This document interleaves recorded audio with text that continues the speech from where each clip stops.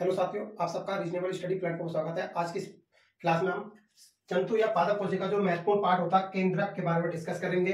केंद्रक क्या होता है, केंद्रक किस चीज का बना होता है, केंद्रक में क्या क्या भाग होते हैं, केंद्रक में क्या क्या चीज पाई जाती है, आरएनए डीएनए किस फॉर्म में पाए जाते हैं, सारी चीज डिस्कस करेंगे।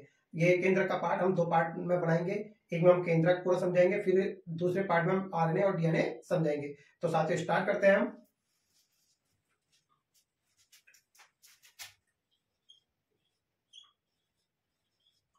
केंद्रक, पादप हो या जंतु कोशिका हो, इन दोनों में केंद्रक कॉमन होता है और ये हमारी कोशिका को, पूरी कोशिका को कंट्रोल या नियंत्रित करता है। केंद्रक, हमें याद रखना, केंद्रक के अंदर चार भाग हैं। इसके चार भाग होता है।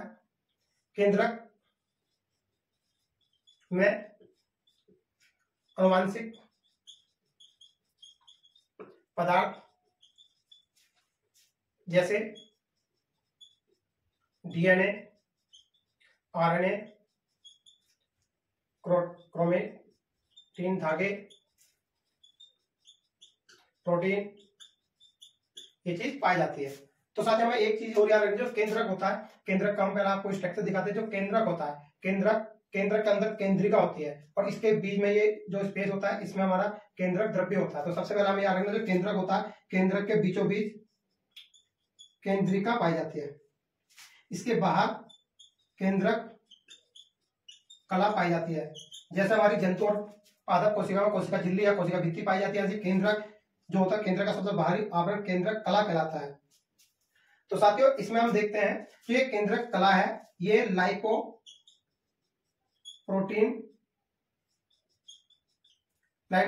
की बनी होती है।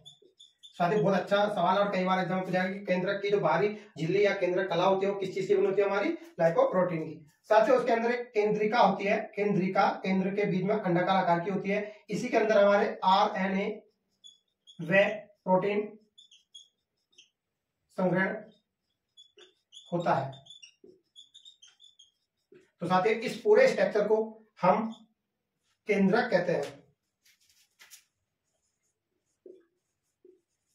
अब साथियों पहले मैंने आपको लिखा था इसके चार भाग, इसके चार भाग देखते हैं। सबसे पहले केंद्रक कला, दूसरा केंद्रक द्रव,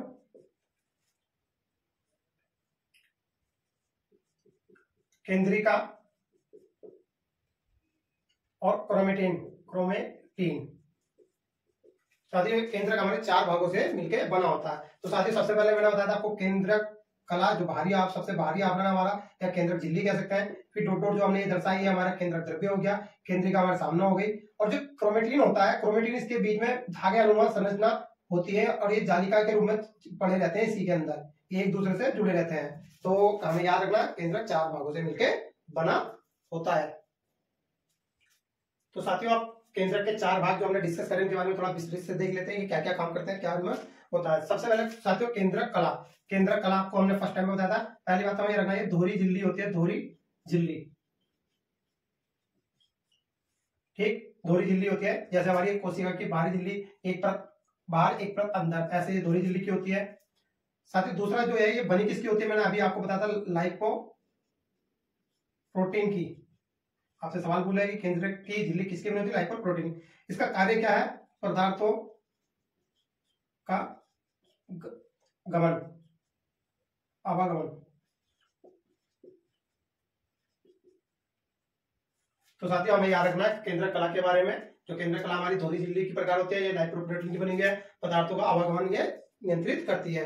कोशिका द्रव्य से केंद्रक में, केंद्र से कोशिका द्रव्य में, इस चीज का ये ध्यान रखते हैं। साथियों फिर केंद्रक द्रव्य देखते हैं। केंद्रक द्रव्य, तो हमें केंद्रक द्रव्य को इसे याद रखना, इसे केंद्रक रस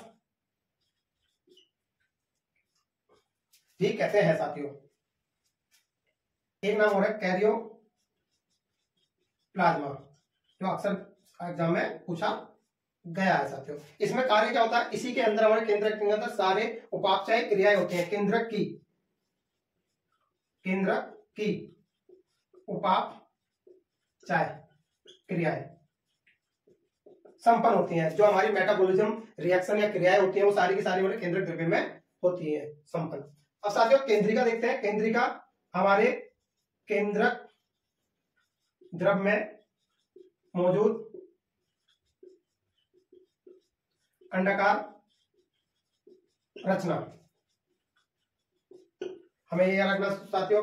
केंद्रिका में आरएनए संग्रहित होता है। साथियों हमें एक चीज और याद रखनी, जो हमारी केंद्रिका है, जब कोशिका विभाजन होता है एक कोशिका से दूसरी कोशिका बनती है तो ये नष्ट हो जाती है। याद रखना कोशिका विभाजन के समय हमारे केंद्रक से क्या चीज विलुप्त हो जाती है, तो हमें याद रखना है केंद्रिका। ठीक है साथियों। और हमें क्या याद रखना साथियों, कोशिका विभाजन के समय खत्म या नष्ट हो जाती है। साथियों केंद्रक, जो केंद्रक के अंदर केंद्रिका होती है वह 1 या 4 भी हो सकती है। हमें याद रखना साथियों ये केंद्रिका हमारे केंद्रक के अंदर 1 या 4 भी हो सकती है। अधिकतम 4 होती है या 1, 2, 3 के रूप में ये होती है। परंतु हमें साथियों एग्जाम में सवाल क्या पूछेगा, तो याद हमें ये रखना कि केंद्रिका सिर्फ किस प्रकार की कोशिका में पाया जाता है, तो हमें याद रखना है यूकेरियोटिक कोशिका में।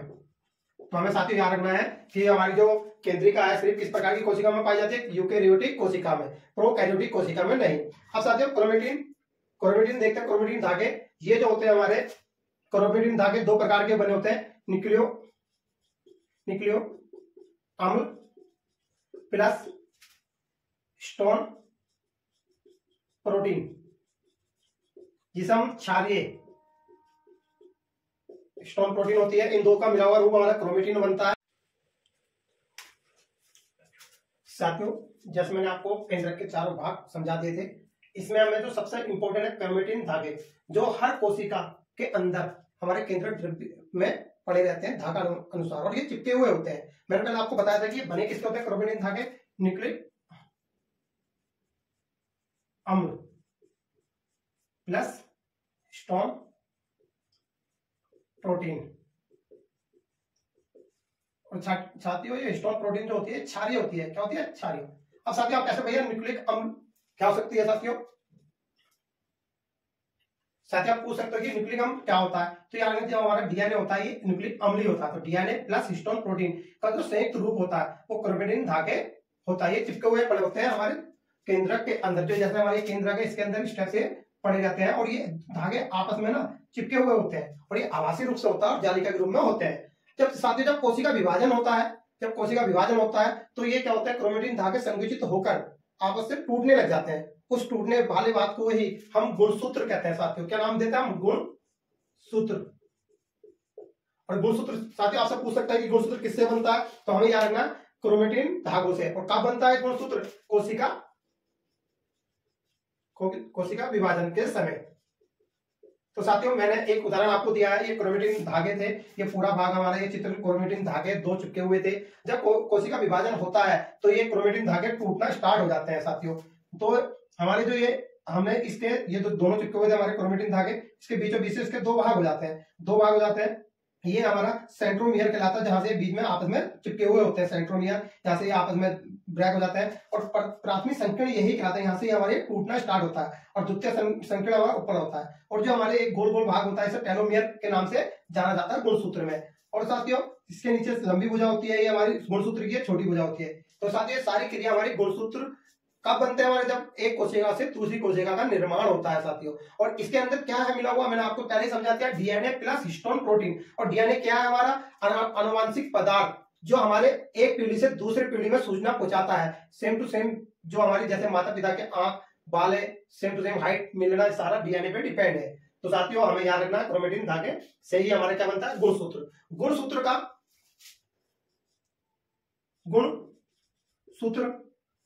फिर द्वितीय संकीर्ण होकर ये और छोटे टूट जाते हैं। गुणसूत्र पुनः छोटे छोटे रूप में टूटते हैं जिन्हें जीन कहते हैं, जीन। तो साथियों इसी क्लास में आपको मैंने तीनों चीज समझा दी है। एक तो क्रोमेटिन धागे किसके बने होते हैं? डीएनए प्लस हिस्टोन प्रोटीन के। गुणसूत्र कैसे बनते हैं? जब क्रोमेटिन धागे आपस से हट जाते हैं या आपस से ब्रेक होने लग जाते हैं कोशिका विभाजन के समय, तब गुणसूत्र का हमारा निर्माण होता है। गुणसूत्र का ही पुनः द्वितीय संकीर्ण हो जाता है, फिर से वे टूटने लग जाते हैं आपस में, तो उनसे जीन का निर्माण होता है। और आपको पता ही है जीन की खोज किसने करी थी? जे मेंडल ने। तो आपको इन चीजों को आपको एग्जाम के हिसाब से याद रखना है।